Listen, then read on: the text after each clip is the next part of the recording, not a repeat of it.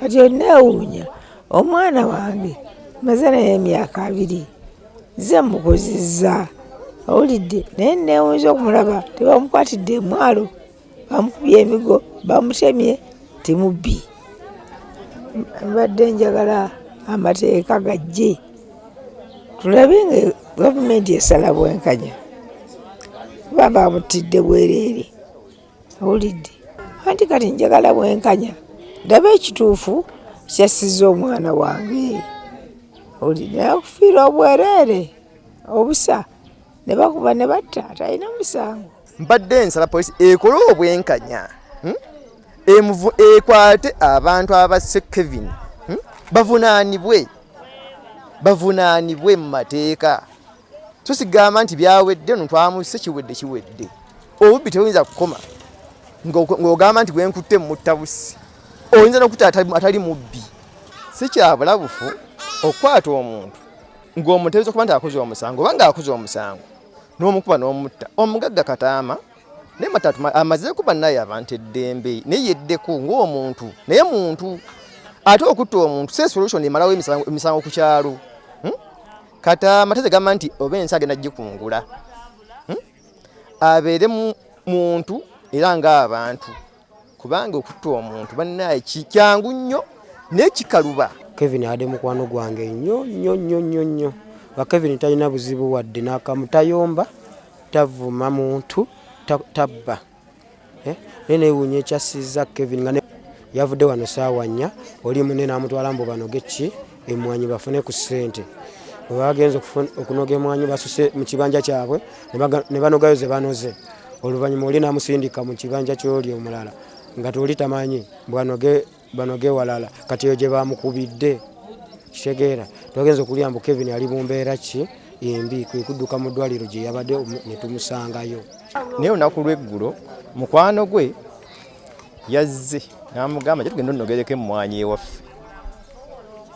Mu butuufu si munozi wa mmwanyi era kuba kuno kuliko abagagga abalina emisiri gy'emmwanyi nti si munozi wa mmwanyi era bakyazze kitya n'amugamba nti gye tugenda onnogereko emmwanyi ewaffe tufune akasente tujje tukiringe ne bannaffe. Bwe yagenze nga banoga emmwanyi kati bambi kyataategedde nti omusiri gwalimu nti gwawula nsalosalo mulimu ensalosalo bayabuuse n'agenda mu nsalosalo lw'omugagga bamuyita Kataama kubanga omwana tubadde naye okumala ebbanga kuba Kupiro yazaalibwa wano wakulidde era wabeera naye omwana abadde tayinaako kisobye kyonna kyali kimubaddeko bubbi kola kintu kyonna kyolaba ekimere ekyobumenyi bw'amateeka abadde si bwali naye era naffe twewunyiza bwewunya nga tulaba nti omwana ekintu kimutomedde. Nazzi kuno omuntu ng'omukutte n'emmwanyi ne bwe kaba kataasa kamu ensonga simanyi nsonga ettisa muntu ku mutema ng'atutte akataasa kamu mukwate omutwale mu b'obuyinza babeere balambulukufu bamujajinga okusinza ku musango gwakoze. Kyetusaba twagala obulambulukufu ne famire y'omuntu eyattiddwa tewali bukakafu bulaga nti yabadde nti bukakafu nti yabbye kubanga olw'ensonga oli yatuuse omugamba nti jangu tugende nkutwale onnogereko emmwanyi n'eyamututte yabuze sawa yali taliiwo kati twagala obulambulukufu. Niye tusaba embeera nga bweriwo kati nti gavumenti etuyambe obuyinza bw'omukulu babukakkanyeeko situmanyi akola ngaani tetumanyi yaani naye ekiriwo nebikyeyongera okubeerawo bwe biba nga tebikendedda maanyi ga musajja ekyalo kijja kusigala matongo. Mu mateeka ga Uganda teri muntu ali waggulu w'amateeka ate amateeka ga Uganda gassibwawo Parliament. Obubbi kibi era tukivumirira naye ate n'okutta nakyo kibi so ngumya abatuuze tusaba munnaffe biri bibye ne Katonda we amusonyiwa ebyamusobako ate nabano ne tubagumya era tuwulira okwewerera kuno nakuli ffe ng'ab'ebyokwerinda tujja kubeerawo nnyo okubanga embeera eyo tebeerawo.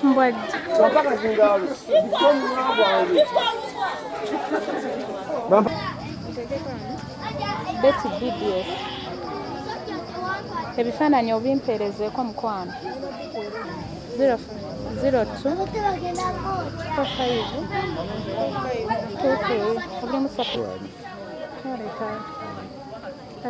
Agenda kimpeereza. Mpe ekyo. Kino kiki? Kino.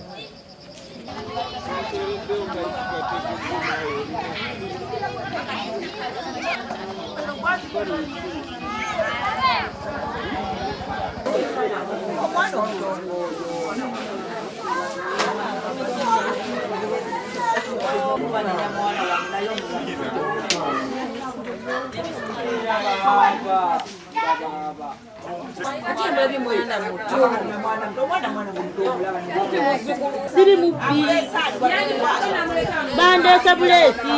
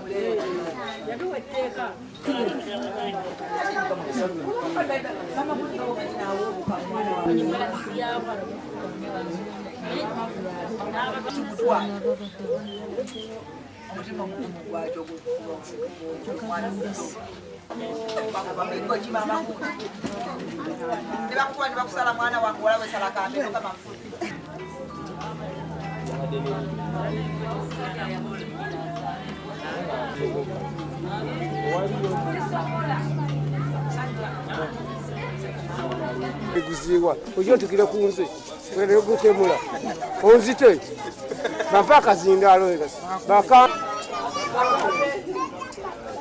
zingalo kola kutegia matete ozara omwana ndimuza zitamwana wange utakomela kola kwani umwani sizi